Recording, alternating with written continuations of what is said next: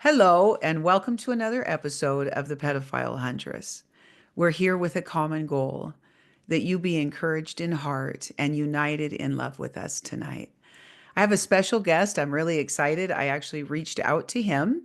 He is author Charlie Flock, and his book is called A Life Shattered by Homosexuality. This is a topic that's really close to my heart. Any listener probably knows my story. I had an incredibly rough start.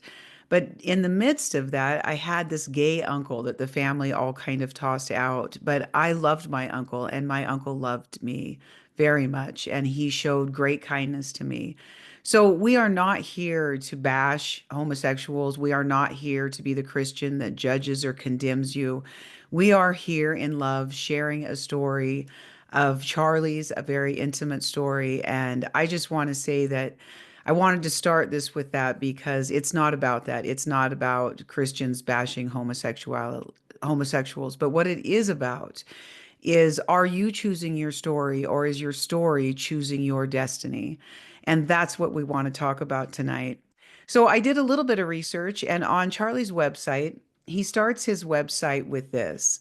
He says, at just 4 years old, being abused by an 18-year-old neighbor shaped my world in ways I couldn't yet comprehend. Add to that an absentee father and a stoic, unemotional mother, and doors opened before me, doors I chose to step through. Those paths led to struggles with identity and choices that felt like traps, shaping a narrative of homosexuality and promiscuity that often felt like living a lie. Now, I know I've had Kevin Boyd on. I've had a lot of people that have actually shared this. Um, Tragedy in life of this start. So I'd like to ask you, Charlie, just to kind of bring us into that childhood where the stoic mom that's gone. Most often that's how these families are. Your dad's absent. He's not even here. And then this 18-year-old comes into your life. Can you just kind of bring us into that story that so that we can just be there with you and understand the start of this? Well, my father was actually a flight engineer in the Air Force. Oh, okay. And so he was gone a lot. He was gone anywhere from 2 weeks to 2 months. And when he was home, he was either resting from a trip or preparing to go on a trip. Mhm. And I can literally count on one hand how many times my father interacted with me on anything other than superficially. My mother, on the other hand, she was an English war bride, and a lot of people today don't know what that is. But my father was in the Air Force in World War II, Army Air Corps, and he met my mother. They got married, and one of the products of that marriage. But my mother was your stereotypical British person, very stoic, Mhm. very dry Mhm. sense of humor, but she was also the head of the household. So Mm. she was not emotional. I don't believe she could be. I only saw her cry twice in my life. Once after we left Arlington, after we buried my father, and another time while I was visiting, she got upset and she goes, "Oh, this is silly." And I go, "Mom, you lost your husband of 32 years. It's not silly." So Mhm. anyway, but Yeah. with the molestation, I was told, I don't remember everything that happened, but I do remember being approached. I do remember being taken into a room. And I was told if I told anybody, he would harm my family. So it made me a very secretive, very separated little boy. Mhm. And and the interesting thing is that I was I lived this life for 32 years, and 10 of those years I was married to a woman, and I Mm. actually stayed married to her for 50 years. And then she went home to be with Jesus. God needed her more than I did. Mm. And God took us on paths that are just unreal. Oh, But I, wow. but I do have to say, one of the things I bring up, because I've shared my testimony in many, many, many places, but my wife suffered terribly when the first 10 years of our marriage, because I would literally pick a fight with her so I could storm out of the house, go find some guy to hook up with, and then I wouldn't allow her to touch me for a week or two afterwards because of Mm, my shame. right. And Right. so that left her with the feeling that she wasn't a good wife. Mm-hmm. So that when I realized that when we went through counseling, that's a whole nother story. Um, in in when I actually when I was 7, I found another boy who was 8 who had a similar background to mine, and we were both very curious about sexual things. Mm-hmm. And Very common. Very yes, common. we started a homosexual relationship that lasted for 9 years. Mm, 7 and 8-year-olds. Yes, Right. and he moved away, and I lived on an Air Force base. And so you don't go looking for men on an Air Force base. You're likely to be uh, beaten up or worse. And this was back in the 70s, 60s. Mm-hmm. Very different climate. Very Oh, different yes. Oh, climate. yes. Very different. Mm-hmm. And then I joined the Navy, and I tell people, they go, "Why did you join the Navy?" I said, "Well, two reasons. One, I've been in the Air Force for 18 years with my dad. And Mm-hmm. there was also a part of rebelliousness because I didn't want to follow in his footsteps because he was never there for me. Mm-hmm. And the other reason was Vietnam was going very, very strong back then. And I did not want to get into the selective service and be drafted. So I decided to join the Navy because the closest I'd get to Vietnam would be 20 miles off the coast running supplies Mm. or whatever. But that didn't work either because I my first permanent duty station was Cam Ranh Bay, Vietnam. Oh, And so in wow. country, I learned I got to learn more about sex, drugs, and rock and roll. I So bet. I bet. and so I was I was not a drinker until I got to Vietnam. I mean, I have to say the first 2 years of my naval service were very good for me because my parents did instill uh, morals into me. And Hmm. the Navy just reinforced the dedication and the commitment and doing what was right. But then when I got to Vietnam, I found beer, marijuana, and I found sex in the villages. And so my life was very promiscuous. And that's a whole nother story. But when I got back stateside, my next permanent duty station was in San Diego on board a subtender.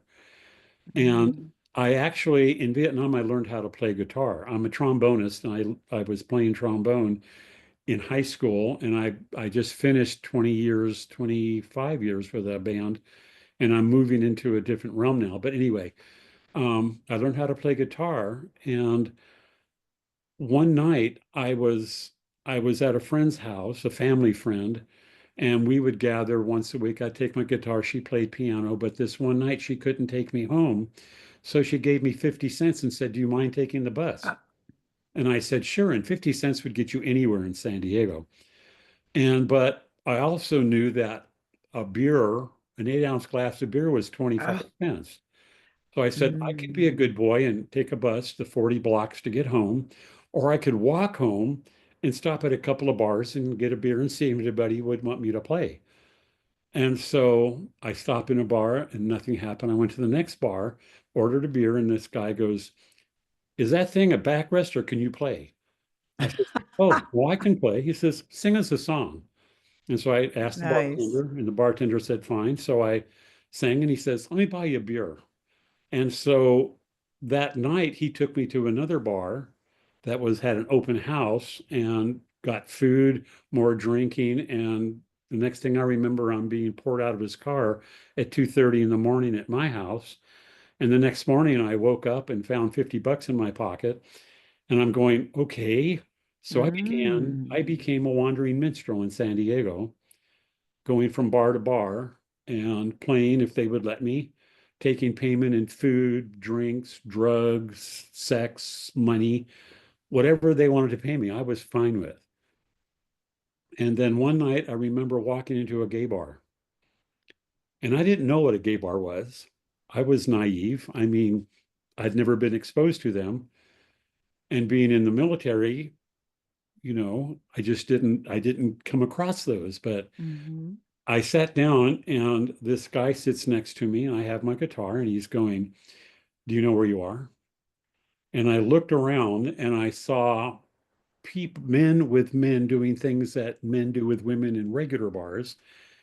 And then I looked up over the bar and there's a full-blown picture of Burt Reynolds in his Cosmopolitan centerfold. And I'm going, I don't think I'm in Kansas anymore. Right. And so he invited me to his place and I accepted. But then, you know, the old saying, you'll love me tonight, but will you respect me in the morning?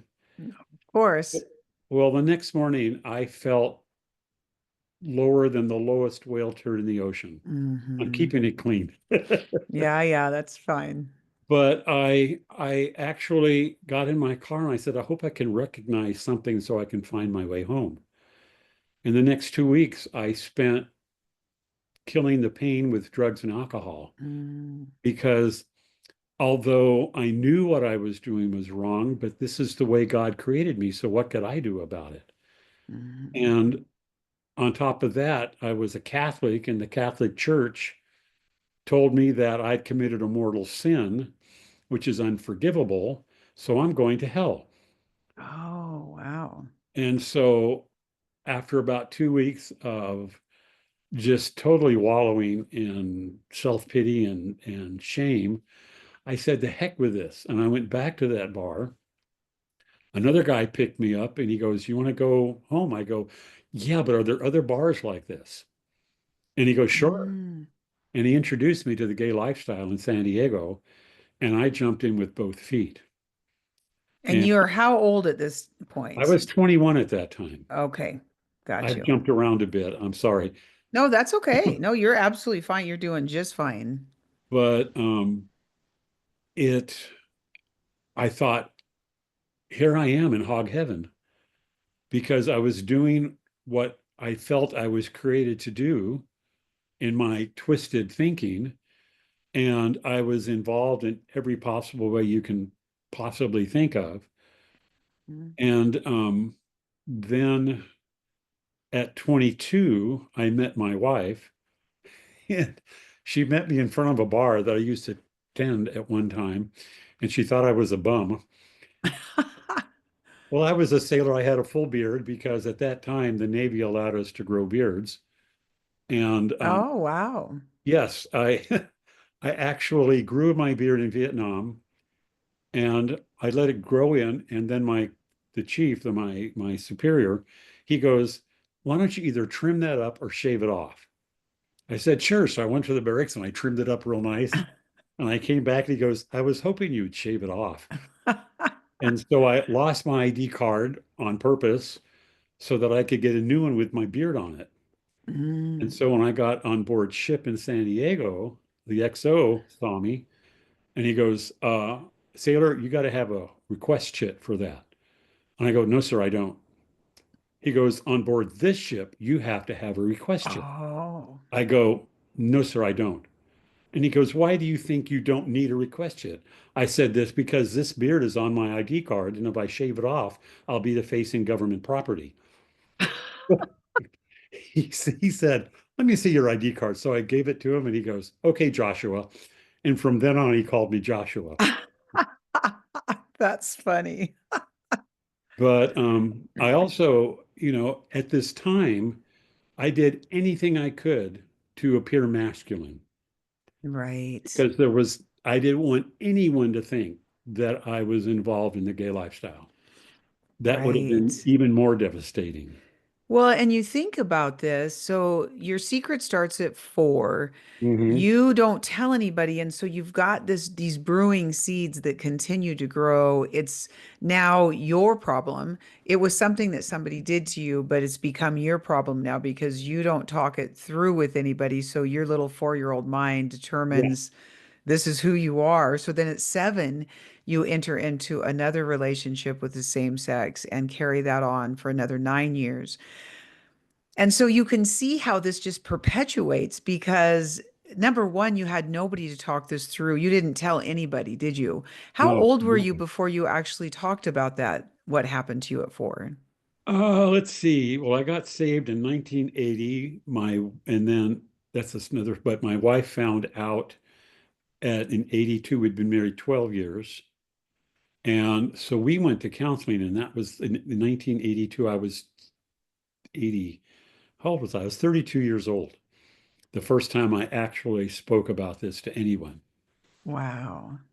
Wow. And so for all of those years, okay, so let's go back in your story. You're outside this bar. Your wife thinks that you're a About homeless person.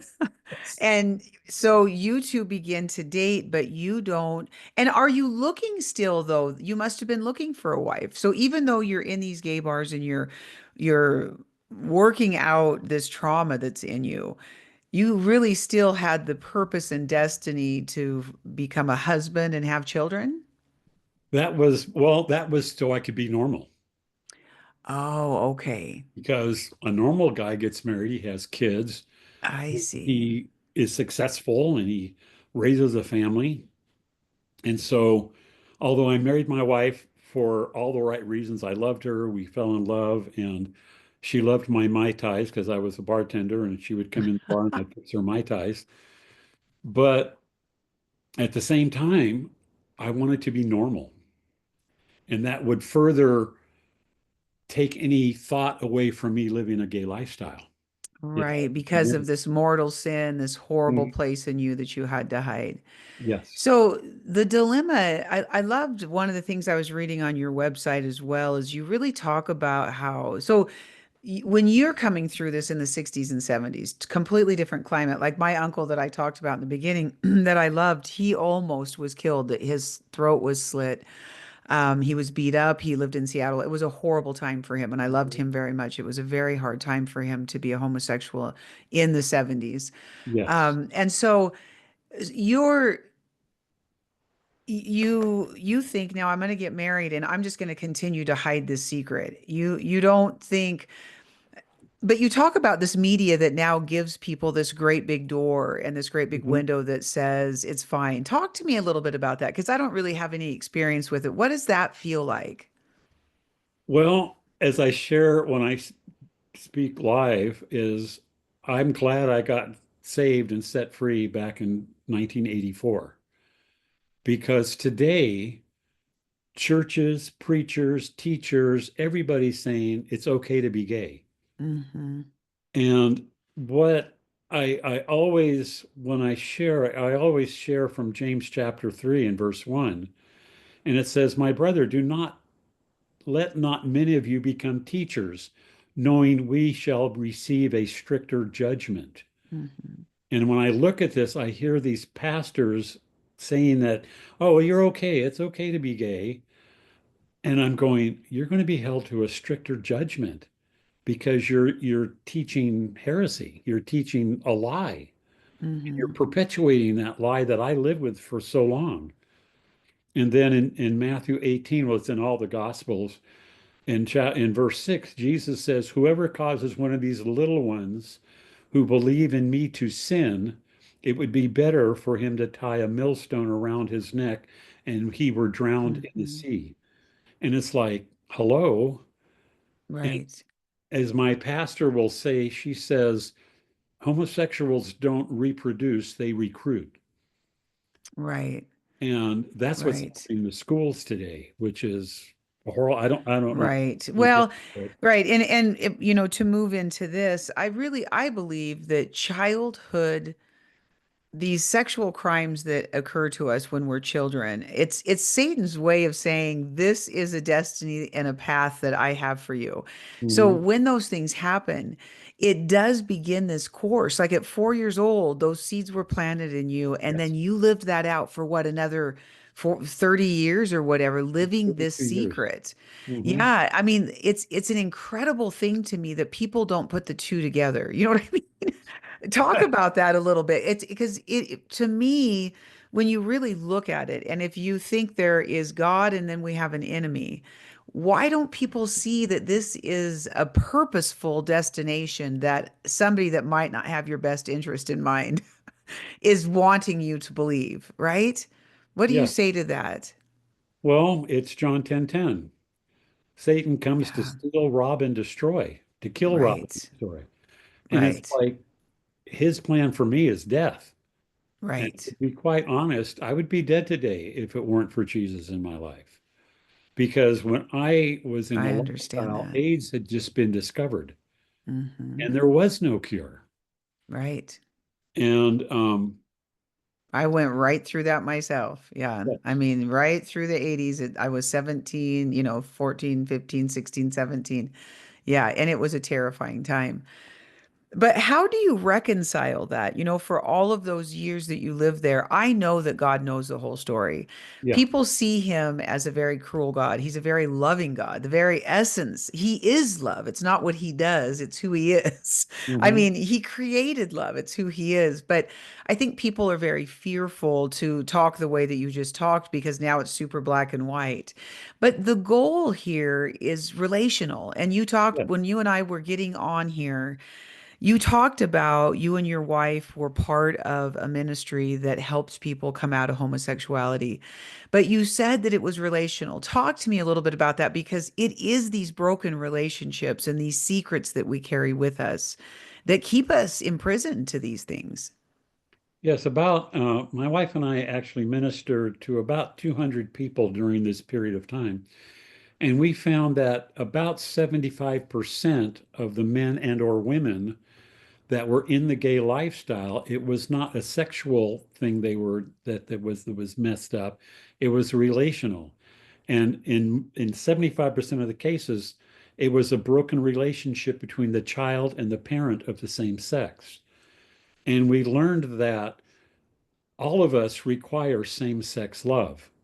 And it's met usually in adolescence when you're sitting next to your mom or your dad, you're cuddling, you're hugging, the kissing goodnight, or wrestling on the floor, or that kind of touchy-feely stuff that as adults, it's like, oh, don't do that. But Hmm. that's how our love needs are met in childhood. But if those love needs are not met, then when we move into puberty, those love needs become eroticized and we start looking for love in all the wrong places. So I'm curious now. So you're going to these gay bars when you're in your early 20s, you're in San Diego. How then, to me, that really seems more of a sexual act when you're just doing one night stands and that sort of thing. How is that gathering relationship when you're just, going from couch to couch kind of? Well, Not any judgment. I'm just curious about that no. because I had a time of that in my life as well. Well, I became to the point where love equaled sex and sex equaled love. You couldn't Okay. love me unless you had sex with me, and I couldn't love you unless I had sex with you because that's what it was. And Right. it wasn't until several years later, after counseling and being involved in this ministry, that I realized there's a whole lot more to love than sex. Right. So what does that look like? So now you get married. Do you guys have children those first 10 years? No, we did not. We tried and we had a few miscarriages, and the last one was a stillbirth. Oh, I'm So sorry. I said, I'm not going through this anymore because it was Okay. just devastating, especially Right. Okay. stillbirth. It was devastating. Oh, I can't. Yeah, I'm so sorry for that. So And when you're with your wife for 10 years, you yeah, guys are doing all of these marital things. How then does she find out? I can't imagine what this feels like. It ultimately was healing. I understand that, but how did that feel during that time? well, I got saved in 1980 Actually, it was by a book, and if you want, I'll share that. Yeah, But actually, I would like to know because I think one of the things I like to do is not just say, "Hey, I got healed, I'm here." I like to know how we got there. I think the listener wants to know, right? They yes, want to know, "Look, I'm struggling with this. How did you get there?" Because not just like zap, I'm saved and now I'm good. It doesn't ever look like that, does it, Charlie? no, no. It Well, does not look like that. it's interesting because in 1979, my sister-in-law invited my wife and I to a Catholic service. Mm, And I didn't want to go because God had not been kind to me in my mind. hmm But my wife says, we're going, period. And it was Easter Sunday. So I went and I felt something. I didn't know what that something was, but I returned to the Catholic Church looking for this something. And I had a friend who lived upstairs in the apartment above us, and he kept talking about Jesus. He'd go, "Hey, can I tell you about Jesus?" "Oh, I'm a Catholic. I'm fine. I go to church. I'm doing good." And so he invited me up to a prayer meeting at his house, and I said, "Well, I'll go just to see what it is." And of course, I'm steeped in Catholicism, so I go up there, and these people pray for 2 hours. Right. And, and it's like, what's going on? They prayed for like Who everybody are in the these world. weirdos? Yes. And then they had communion and no priest. Oh, So right. I left there and I told Leslie, I told my wife, Sacrilegious. yes, I'm never going back there. And so he invited me for another. I said, no, no, I was freaked out the last time. Forget it. And so I guess about maybe 6 months later, he goes, I want to invite you to a book study. I go, I don't think so. He goes, no, no, we'll pray at the beginning of the study and at the end of the study. You read a chapter, we'll discuss it, and that's going to be it. I said, okay, but if you freak me out, then I'm leaving. And Right. so the book was The Secret to a Happy Christian Life by Hannah Whitehall Smith. Oh, okay. And she was a Quaker in the 1890s. And she wrote this book, and the book is full of analogies. Mm. Like in chapter one, she shares a story of a man who dropped a valuable item down a empty well.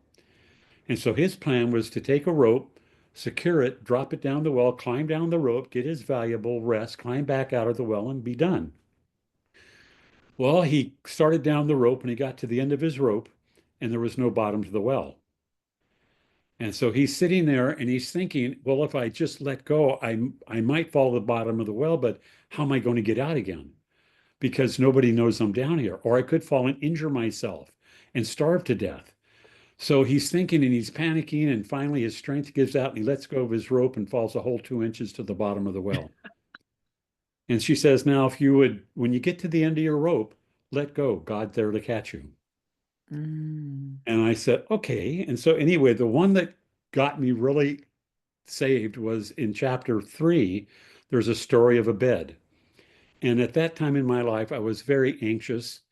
And for instance, if I came home from work, I was a scheduler at work. So I worked my schedule. So I was off 2 days during the week in a row. So on the night which was my Friday night, I'd come home, I'd bake bread, I'd cook dinner, I'd defrost the refrigerator, do laundry, clean the kitchen floor, scrub the bathroom. And by 2 Oh, a.m., I'd collapse wow. into bed. And my Wow. bed was my sanctuary. And she Mm. says, now, when you go to bed, you sleep. Why? Because your mind is at rest, knowing that the bed's going to support you. And your body is relaxed because it knows that the bed's not going to, it's going to support you. But now, if you went to bed and you were worried that the bed would collapse or throw you out, then your mind would be racing and your body would be tense, waiting for that thing to happen.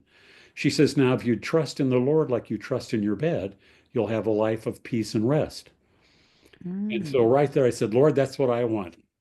And I gave my heart to Jesus then.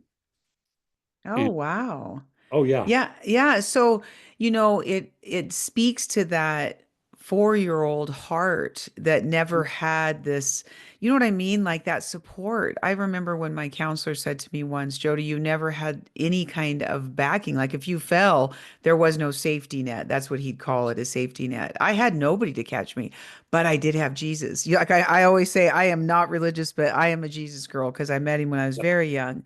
But so now you meet him. But now though, here's what people always fail to chat about is just because you meet him, it does not take away the turmoil, the chaos that's in your life because of all of this smattering of secrets, right? That's still there that started at 4 and is still with you. So now what happens? So you've made this choice, but you still Well, have chaos, right? yes. Well, I decided, again, I'm trying to be normal. So I decided now that God's in my life, I can have a normal man-to-man relationship, whatever Mm. that is. But then I found out a few years later that normal is the setting on a hairdryer, and there is no normal. Right. So I had a guy that I was liked at work, and we developed a friendship. And it was good for about a year, and then it turned into a homosexual relationship again. But the Mm. only problem with this relationship, he was in my house because all of my Oh. other ones were one night stands. This one, he Hmm. was a friend of my wife. He was a friend of my brother-in-law. He came to church with me. My friends knew him. He went to Bible studies with me. I'd go out, party with him. And there was one night when I call it a train wreck in my living room, when my wife realized that him and I were more familiar than what she thought. I tell Mm. people at that moment, I lost who I thought was my best friend. I lost my real best friend, my wife. I didn't think I was worth anything. I was not even good enough for God to love me anymore. And I was crushed. And my wife and I talked about divorce, but her and I both said when we got married, we were married forever. And she says, I always dreamed of growing old with you. And I said, I did too. She goes, well, I'm going to go find a counselor. And I go, okay. And she says, I know you don't think you need to go to a counselor, but I'm going to go because I have to deal with what you've done to me. Hmm. And I said, no, I'm going with you because we have to work this together. But in my mind, I'm only going to prove to you that I don't need counseling. So we found a Right. Christian counselor who took us into a book called What You Do After You Say I Do. And it was a workbook we worked through for a year. And in that year, God changed me into a godly man and a godly husband. And he changed my wife into a godly wife and a godly woman. Mm. And as things were slowing down, as the counseling was coming to an end, I remember one day I got in my car and I start the engine. I hear this voice. This is like I'm hearing you. And it said, now that you know where you're screwed up, you can go back to San Diego and do what you used to do. Well, let me tell you Wow. something. That scared me right into my pastor's office. Oh, wow. This was before cell phones. So I got to wherever I was going. I got a phone. I called my pastor. I says, I need to see you now, not next week, now. He says, come in. So I went in and I talked to him and I shared with him all that was going on. And he says, you need to go home, tell your wife that you're gay. And which I hated doing that because I was in a Word of Faith church and you don't claim anything, that's bad. Mm. Right. And so he says, you need to let your wife know. So I went home and I told her what had happened. And I said, Hmm. I guess I'm still gay. And she said, okay, I don't like it, but I'm going to be your accountability partner. Mm. And I said, okay. And so I started writing. My pastor said he would try and find me some ministry to help me. And he gave me an address, and I wrote to 3 different places in the country Mm. sharing my story. I want help. What do I do? How can I get help? And a lady from Exodus International called me, and she says, we're starting a group called Homosexuals Anonymous in San Diego. It's starting Mm. in January. This was 83 now. It's starting in January of 84. And this is the guy's name. He's taking on individuals to do one-on-one counseling. Oh, wow. So I said, sign me up. So I went down and Right. talking to him. And the awesome thing was, I was talking to somebody about my struggles that understood my struggles. And that was so freeing by itself. Yes. Yes. And then when I went to the first, it was like a, support group, an AA meeting. When I went to the first meeting, it was like, here are people just like me Mm. who don't want to live this life. Right. This is Right. awesome. And so we had a 14-step program. And I always tell people we couldn't do 12 steps because we were so messed up. We needed an extra 2 steps to get everything right. But after it's a 14 steps. So we did 14 weeks. And after 14 weeks, I was beginning to feel like I was having less and less of these thoughts and Mm. more of being Hmm. a proper Christian man. And I decided I would lead a group.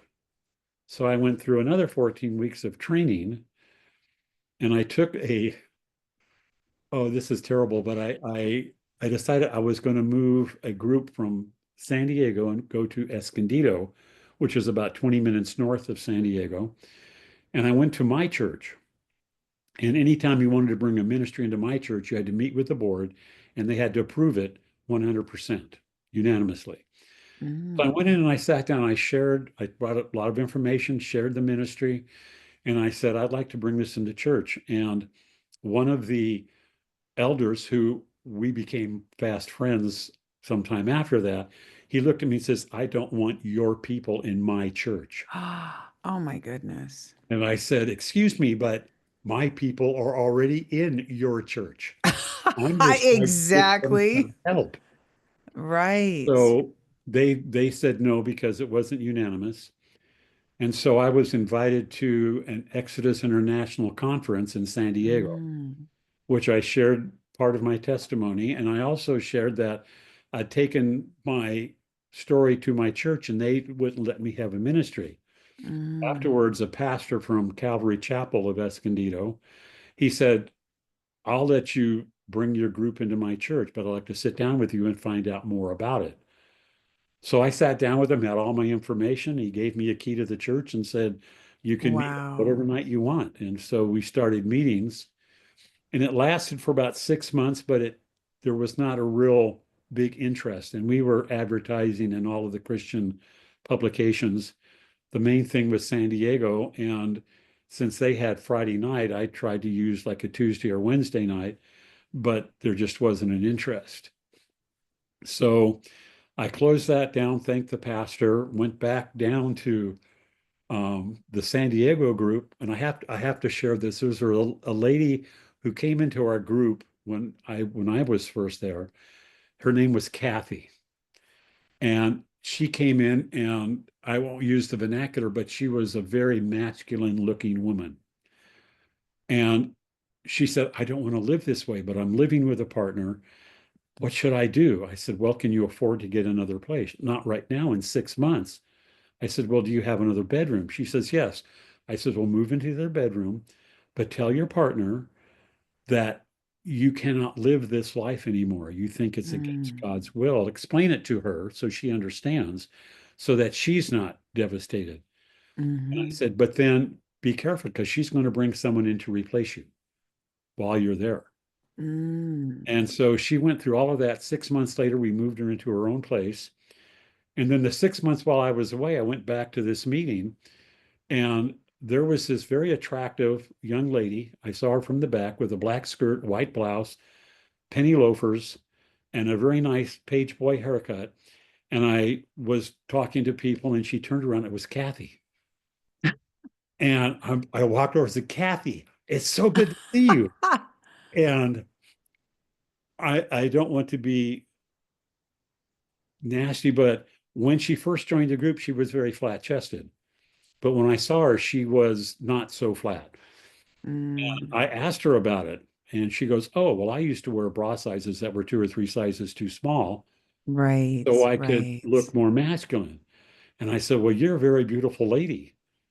And and then 2 years after that, I saw her downtown. I was doing deliveries at the time, and she saw me and she runs over and she's working as an accountant in an office down in San Diego. She says, I have a boyfriend. And I go, well, good for you. She goes, and he keeps wanting to do it. And I told him he couldn't have any of this until he gave me one of these. And so she was sticking to her guns and she was happy. And there's Right, out of the people that my wife and I ministered to, I know there's at least a dozen who came out of the life and are living productive lives. Others were still there. The heartbreaks were that we had two people who went back into the lifestyle, and they were both just heartbreaking because, when you're so into someone's life and they come to you and say, I can't do this anymore. right, I have to right. go back because I'm happier there. And it's just, I mean, when one young man, Rodney, he told us that, my wife just sat and cried. My wife and I just, Mhm. it was just crushing. But right, there's the struggle is real. I It mean, is. you have to understand you know what I mean, with your experience. While it's that, to bring up scripture when Paul says the very thing that I hate, I'm doing. Why do I keep doing this? I really don't want to do this, and then I keep doing it. So the human part and then the traumatic experience that drives us, all of these things, I think it's why I do these shows and I love to reach out and talk about that. But there had to be a complexity to freedom, or was there not? Was it really easy for you just to walk out? Did you not have those, or was it much harder than just, oh, I'm good and I don't have these feelings anymore? Was it a battle of the mind? Absolutely. In fact, if it weren't for my wife, I probably would have divorced and gone into the lifestyle. Mm, But my wife, every time she would see me looking off in the distance, she'd go, are you struggling? I go, yeah. She goes, let's pray. But at the hmm same time, when I came back to the San Diego group and the people there knew I was married, they go, you're married? I go, yeah. And so I went home and talked to my wife. She joined the ministry. mm. She has her own testimony because she had to deal with me. Right, And right. so she would talk to the spouses of the people who were there and share her story and help them through their struggle. And See, so, and right, I love that because, like you say, many people are married and they yeah, just continue to live this secret. And you get really good at it. One of the things that you said when your sister read your book was, what did she say to you? you sure can keep a secret. You know what? And you'd been keeping that secret since you were 4 years old. Yeah. And these are the things that I think the necessary component to me why I'm a Jesus girl is he always speaks love and kindness. It's Yes. not condemnation and it's not those things. He understands the struggle. He understands the whole story. How did that work for you? Did you keep going back to a loving God? Was it just accountability to your wife? What do you say? All of it? No, well, all of it, but through the ministry, I was led to godly men and godly women who took me through deliverance, inner healing. I In love fact, it. in one of my inner healing sessions, he sat across from me. He was a Mm. reverend, and I sat in a chair, and he had an empty chair next to me. Mhm. And so he said, and in as he began the prayer, we're going to invite Jesus to sit in this chair. Mm. And then he took me back to my mother's youth, to my youth with my mother. And Jesus showed me a broken woman because I found out I at that time my mother had resentment towards me. And I Mm. didn't know this, but this through prayer, this priest says, oh, your mother resented you. It would had something to do with the hospital. And I said, okay. And then Mm. at the same time, we went back to my father. And at this time, my dad had passed already. And I went back as this little boy and saw a broken man. Mhm. And so that was beginning of my healing. But then when I called my mother after this session, and my when I got home from this session, my wife says, "You're different." I go, "What do you mean?" She Mm, goes, "You look different." I go, "Well, how mm. different?" "Well, I have this wrinkle in between my brows." She goes, "That wrinkle's gone. You have such peace about Wow. you." And I go, "Oh yeah." So I called my mom and I didn't confront her. I just said, "Did something happen in the hospital when I was born?" Mm, And she said, "Yes." She says, "I kept running a fever.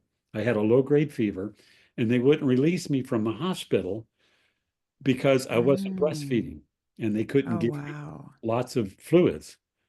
And so the doctor came to me and says, "If you want to get out of here soon, let us give you lots of fluids, start breastfeeding your baby, and then you can go home." And she didn't resent me for that, but she resented the situation.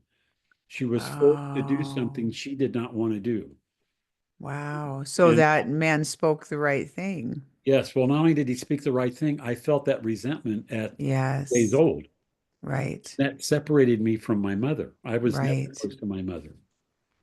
And then Right. my father, one of the times I went back to Delaware, I did as one of my counselors recommended. I went to my father's gravesite alone and I sat down and Mm, talked to him. And I forgave him for not being the father that I needed.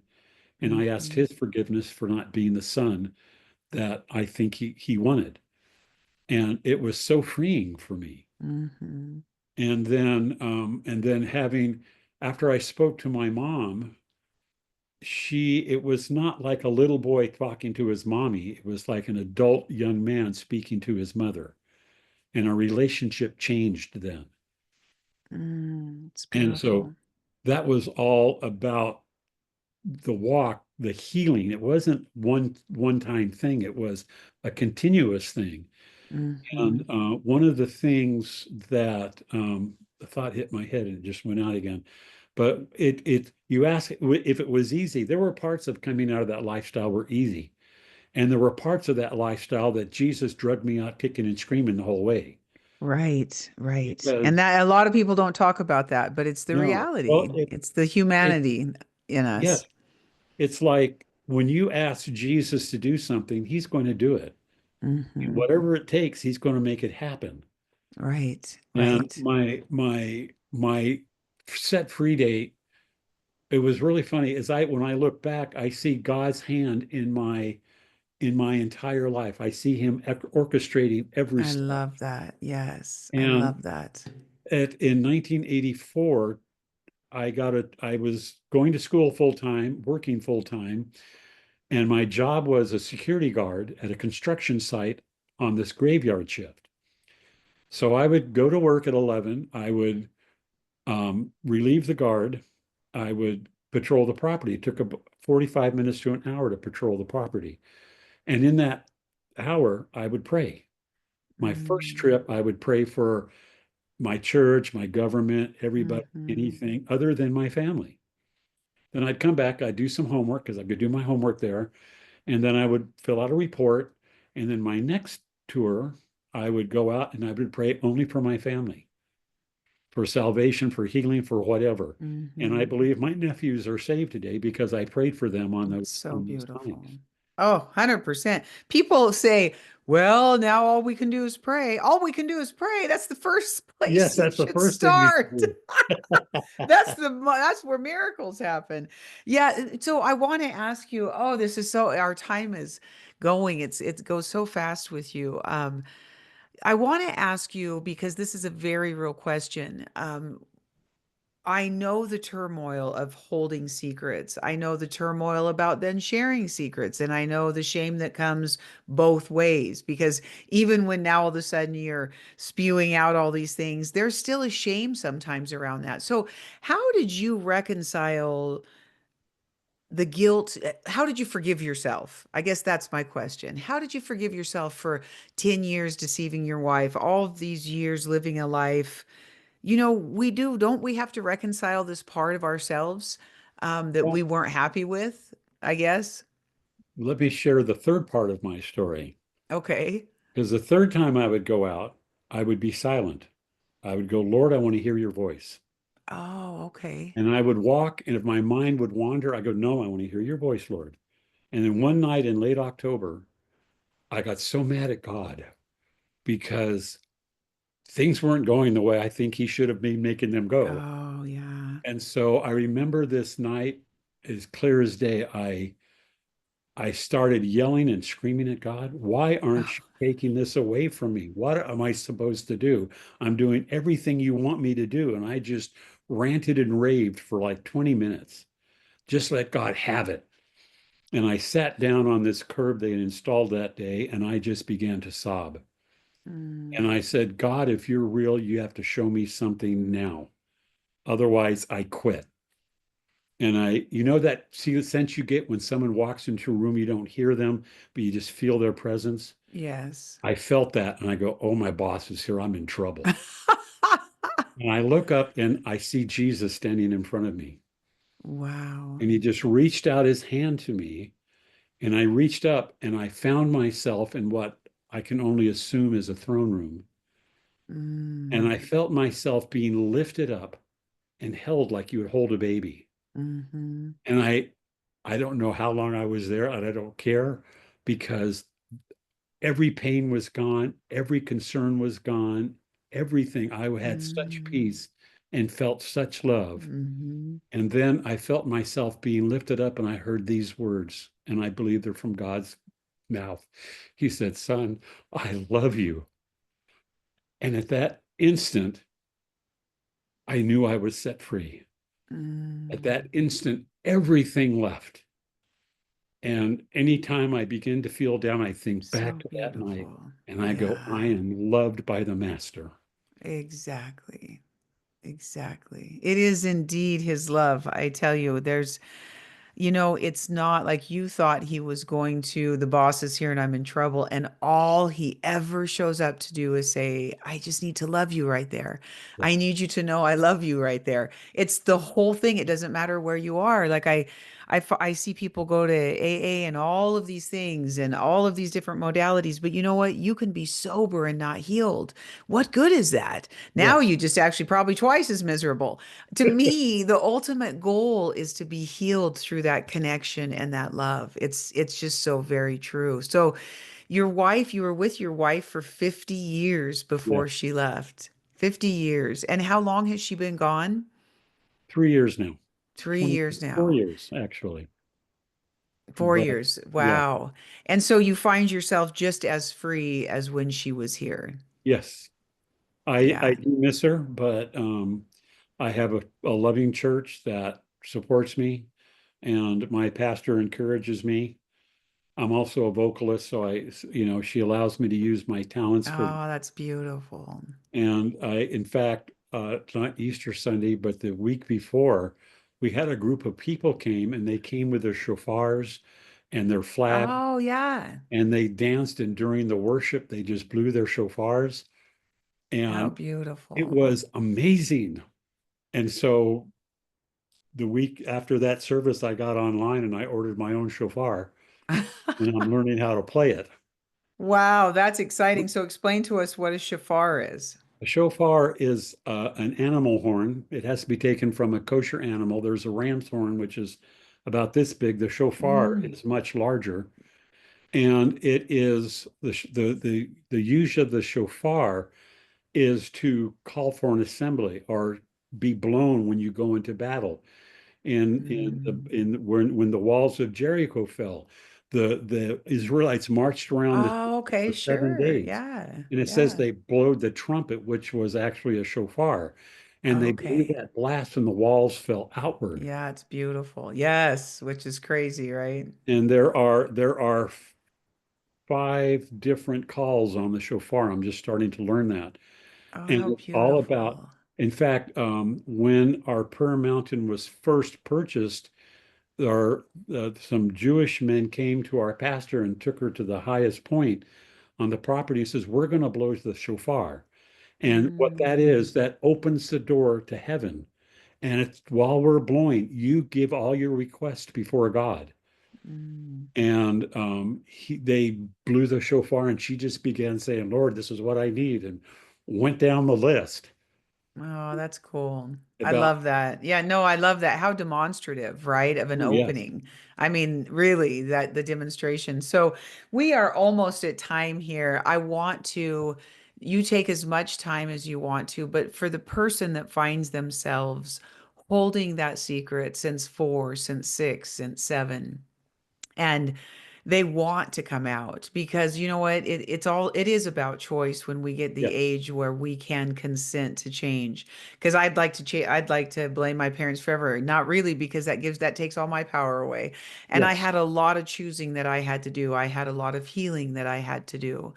But what would you leave for that person that was you at 21 and in that struggle? I want this, I feel free but I'm stuck. What would you say to them? Oh. Well, first off, they need to have Jesus in their life. That's the first step. Mhm. And with that, if you seek the Lord, if you seek Jesus, he will begin a process of healing you, and he'll heal you from the inside out. Amen. It's it's it's not, you can change from the outside and not do those things, but if Jesus is going to do it, he's going to do it from the inside out. He's going to take those desires away from you. He's going to show you his love through his word. And as the word tells us that he is there for us, we need to renew our mind by, um, I don't have that scripture off the top of my head, but I'll share my life scripture for you. It's Psalm 40, verses 1 through 3. And this says it all to me anyway. I waited patiently for the Lord, and he inclined to me, and he heard my cry. He also brought me up out of the horrible pit, out of the miry clay, and set my feet upon a rock. He established my steps. He has put a new song in my mouth. Mm. Praise to our God. Many will see it in fear and will trust in the Lord. And that scripture is my life scripture. I love it. I love And it. so I would say to anyone, once you found Jesus, say, Lord, I want to be set free. And he will begin that healing process. It could take, there's only one person we prayed for him. He was healed instantly, set free instantly. And I asked God, why did you do that for me? He says, because you're stubborn. Right, right. It took a So, lot for me as well. Yeah. yeah. Yeah. That's really beautiful. I'm so thankful that you stopped your everything that you're doing. You're just giving back in life. And I thank you for saying yes, that you'd come on and share. This has just been an absolutely beautiful, beautiful discussion. And you're right, it all starts with God. And you even say it when you're speaking out loud, because what you said was, God changed me and God changed my wife. And I think people forget that all we have to do is become with a willingness, just an Yes. openness to receive. That's Yes. all it takes. There's no magic words. You don't have to No. read the Bible. You don't have to go to church 178 days. All you have to do is say, I'm willing and I'm Yes. here and I'm open. So, is there anything else that you'd like to share in closing, Ah, Charlie? Thank you so much. oh, you're so welcome. My prayer is that, I wrote this book to get my story out so that people could see, possibly put them on a path. I mean, as I say on my website, this is not an end all to homosexuality, but it is my story. And Mm, sometimes you have to use someone else's story to get you heading in a certain direction. And right. so that's my heart's desire is that people will get my book and will come out of that lifestyle, will see a path to freedom. Because my church and I, we go to the gay parade every year and we preach. And when I see a lot of the people, it crushes me because I see myself, them Mhm. when I was younger. Right. And if they would just listen, listen, but the devil has them bound. Right, exactly. And so I love that. What I will do, Charlie, is put your website in the notes of both Spotify and YouTube. So just remember, the listener, thank you so much for being here with us. I hope that you take away love and no condemnation. We are here sharing honestly, just almost brutally honest, what our lives looked like before we really gave them over. And if we could share the love and joy and peace that we now walk with, it's incredibly, immeasurably beyond anything that we felt in those lies that we believed, that we were only going to find love by an exchange of bodies, because it really is a lie. I did this thing, how does darkness show up after childhood sexual crimes? And it often shows up by telling you your only worth and your only value and the only love that you're going to receive is by giving your body. And we're here to tell you that's not true. So remember, if God did it for Charlie, God can do it for you. Charlie, thank you so much. For the listener, I'll see you next time. Until then, God's peace be with you. God Good bless night, you. Charlie. Thank you. God bless you too.